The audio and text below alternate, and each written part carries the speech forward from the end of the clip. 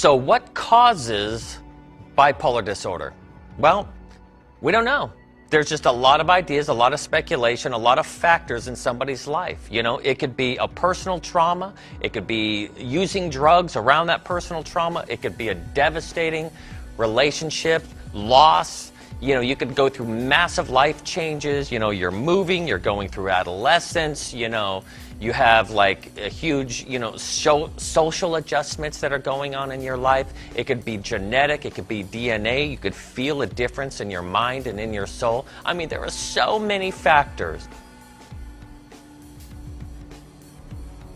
The features in bipolar disorder are everything that any person and every person goes through.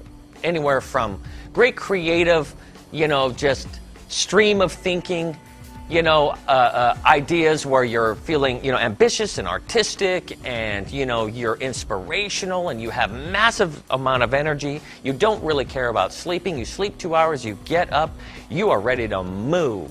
And if everyone were just come along with you, this would be a better world. You would get things done. Everyone else would have great, you know, benefits from this too. And then the limits are there. And then certain things come in and say, wait a minute, this was nothing of the beauty and nothing of the excitement and nothing of the idealism. You know, when I was in my mania,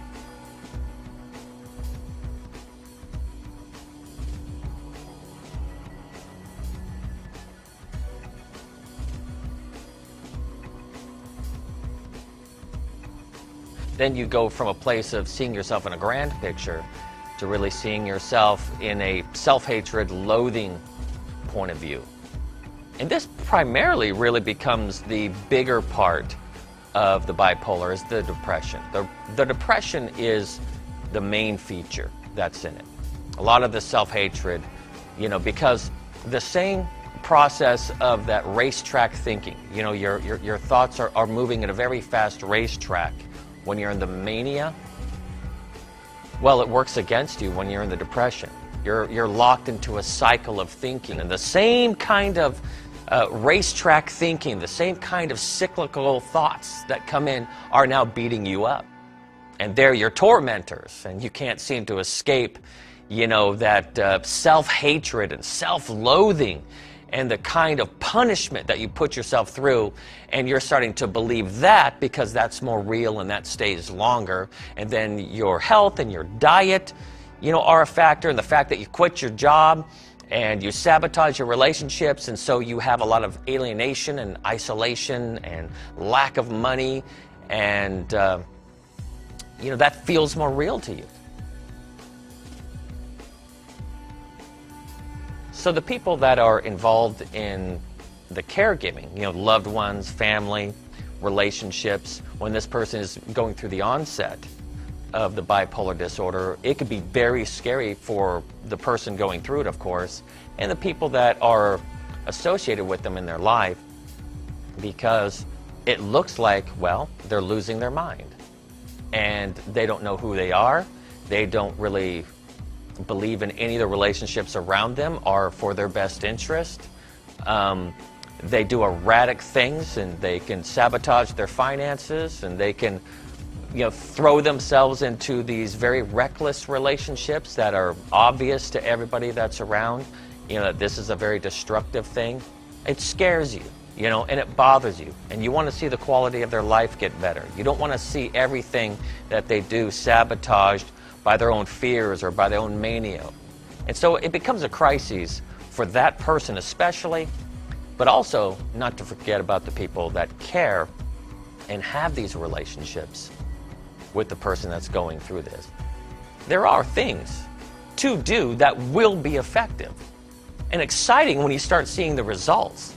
Exciting for you, but exciting for them too, as they start to see their personhood come back again. In fact, you have dealt with what they've dealt with. It's just that you've found a way to manage them before they completely took over your life.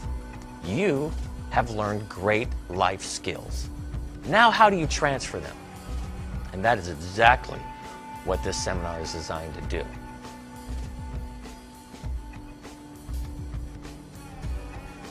To bring you into a place where you can use the skill sets that you've already obtained, that they could be a universal transfer of your skills to that other person in a way that they're going to want to come out of their situation. They're going to want to grow. And what is the sequence of steps to really help somebody to gain the skills and to have the tools and to work with their momentum as they're growing in the process? You may think that your situation is so unique that there is just no way that you would be able to pull this off. You have fought every battle you can fight with them. Well, there's a much more effective strategy in doing that, in how you set boundaries, how you're able to limit expectations, how you're able to propel their success along. So what we'd like to do is invite you to this process, invite you to this seminar, and really help you to see the potential of what can happen. You're not stuck. You're not stuck, and they're not stuck. These are all fixable and doable life challenges. So we want to invite you to this seminar.